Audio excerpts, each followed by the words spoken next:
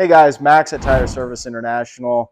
We're here at Tire Supply Network. Just brought a bunch of our tanks out, dang near every one of them.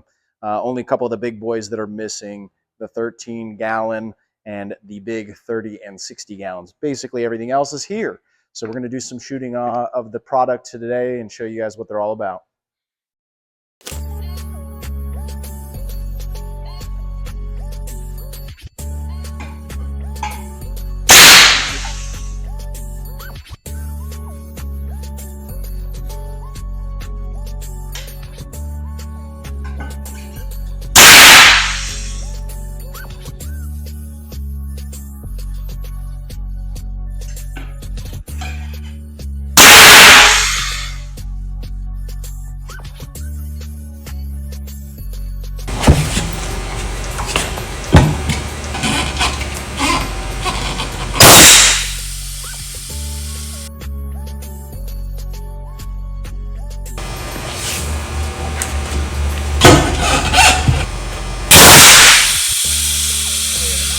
Another really interesting and cool feature about our Viper bead seeder, there is an option to customize your bead seeder by an Allen key and changing the rear handle by 90 degrees.